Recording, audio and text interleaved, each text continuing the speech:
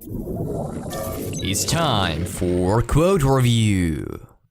This is the rubric where I share and discuss my favorite quotes that you could apply to your daily life in favor of becoming more inspired and driven to make massive changes.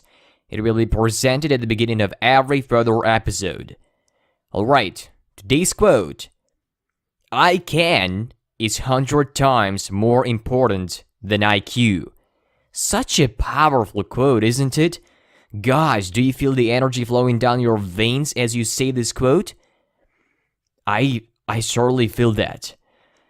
So basically this quote means that it doesn't make sense what IQ you have or what knowledge you don't have. Because those who have dogged perseverance become more successful in their lives regardless. If you're hardworking, you will achieve anything you want. And when you say to yourself, I can, it instantly programs your mind to become better. And there are some people, like bullies at schools, who try to suppress you, saying that you're a loser and won't achieve anything. And this is kind of awkward because more likely these people haven't achieved anything as well. And they are saying like they have won Nobel Prize or invented a treatment that saved millions of lives. When others say you can't, you must say the opposite to yourself. When you trip over a huge obstacle, say to yourself, I can, because it is much more important than anything else. I have heard a really interesting quote from Stephen Hawking, and I'm paraphrasing right now. He said that those who brag about their IQs are losers. The man that was a remarkable scientist in exploring space wonders, and I guess he had one of the highest IQs in the world, said that it doesn't make sense. So every time you think that it is beyond your possibilities, say to yourself, I can is 100 times more important than IQ. This was today's quote, and now let's get to the episode itself. In the contemporary world, the communication between people is getting rapidly replaced by the internet, smart devices, and many more that steal us from the real world. We don't realize how contagious it might be just holding your smartphone in a hand. Thus, today, we'd like to urge you to shut down the internet and put your phone away to focus on conversation when you're talking to somebody. And now, let's roll out some energetic music to help you raise your butt out of a couch and start advancing your life beyond recognition, because this is Listen to Advance Podcast. It was designed to help you alter something new to your daily lifestyle and start living it better.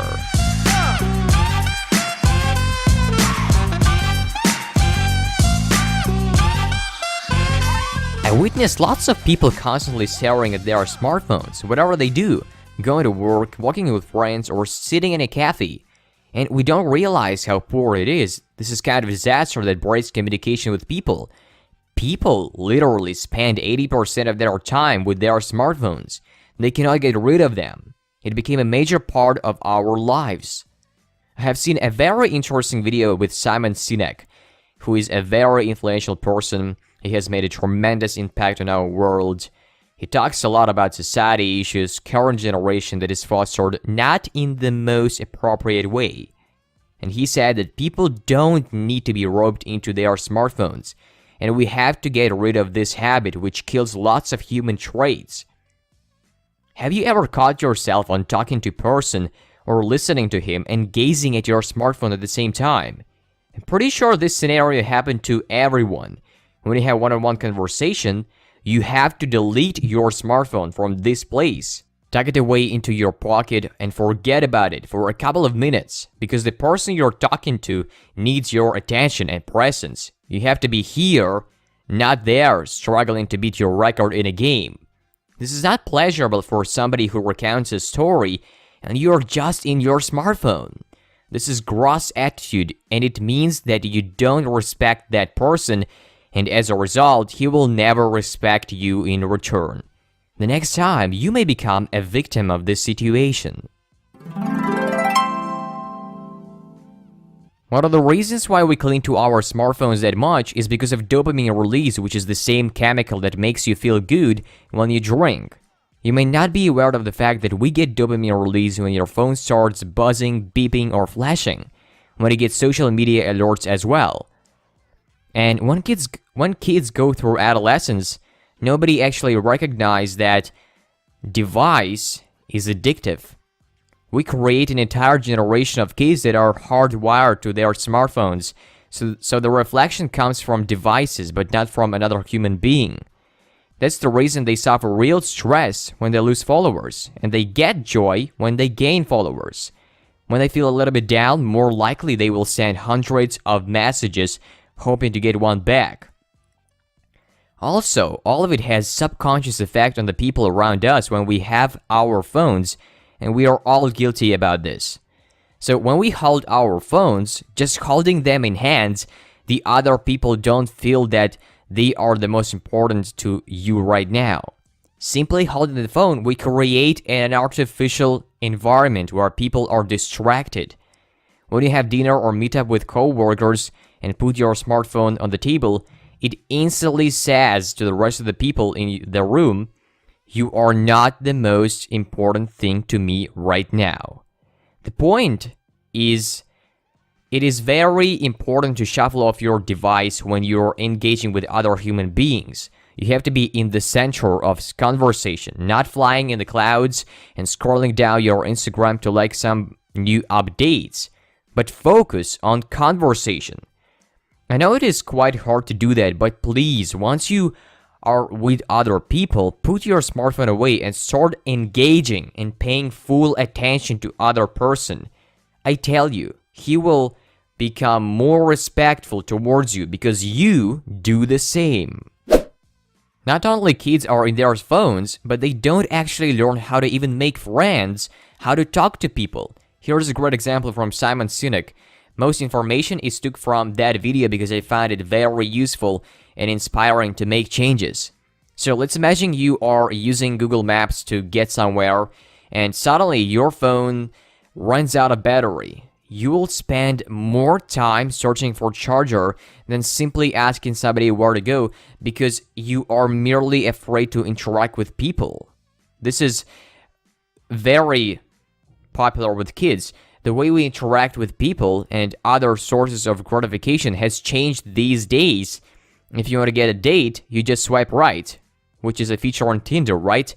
If you want to buy something, you go to Amazon and it will be delivered right to your house the next day. Everything is super simple. And kids themselves don't learn skills, how to make friends, how to fall in love, how to talk to people, because it is slow and boring. They think it happens immediately, but it doesn't. It takes time and unbelievable hard work. And we start seeing the numbing effects, the numbing results of it. We start seeing suicides on the rise. Nobody kills themselves because they are hungry. They kill themselves because they are lonely. We start seeing school shootings on the rise. In 1960s, there was one. In the 1980s, there were 27. In the 1990s, there were 58. And in the past decade, we've had over 120. 70% were perpetrated by kids at age of 15. Teenagers. And this is why, this is when they had spent their lives online. Human relationships is what makes people happier. This is why solitary confinement is considered torture in many places. And what we are doing is basically solitary confinement. We take kids away from each other and they engage with their phones more than anything else. Actually, this is the topic that we can discuss for the eternity, and it has been very popular around sociology. Most people may disagree with that and say, well, I constantly use my smartphone and it doesn't bother me. I'm totally okay with that. The point here is not to absolutely cut off your device. Smartphones are actually very useful. It is one of the biggest inventions that changed lives in a good way. I'm so thankful to people who created this miracle, because it has lots of things that help us augment our lives. The thing that you should do is to start paying more attention to real people. Talk to them in real life, make real friends, because those who you may consider friends online may not be your friends at all as soon as you get stuck in something.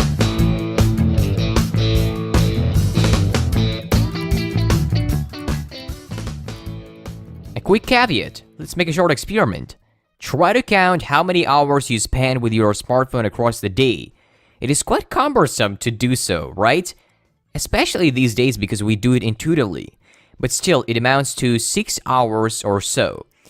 Just imagine how many things you could do to barrel forward instead of liking photos and watching videos.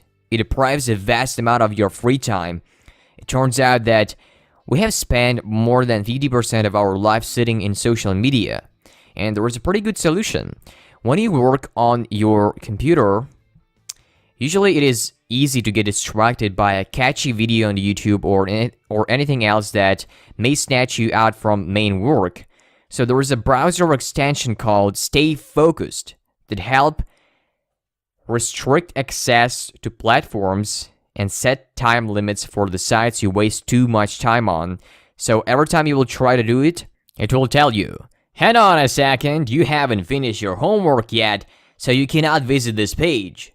Sure, you can always go into the extension settings and remove a site from your block list, but maybe you'll feel just guilty enough about making such a move to stay on the straight and narrow with Stay Focused. Whether to use this tool or not, it's all up to you, but it is definitely worth trying.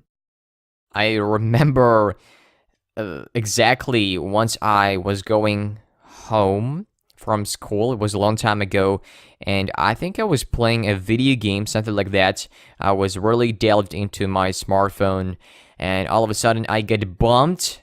I bumped upon a signboard. I think it was an advertisement or something like that. It was so painful, and since then I pledged that I will never gaze at my smartphone as I go home from school. It's such a hilarious story. Yeah, it was really funny.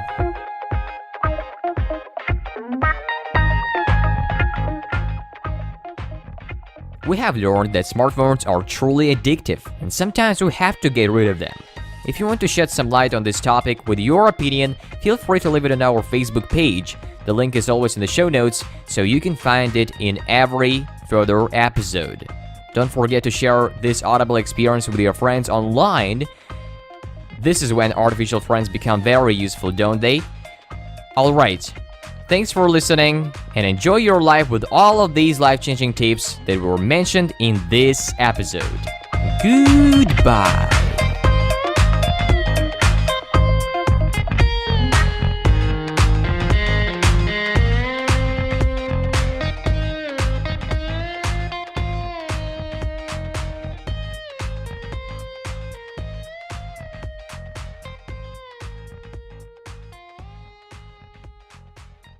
This was the end of episode number 6. If you liked it, click on the subscribe button whatever your podcast platform is to not miss the latest episodes of our show. You can also drop us a comment down below, and to reiterate, new episodes are published on Monday, so don't miss it.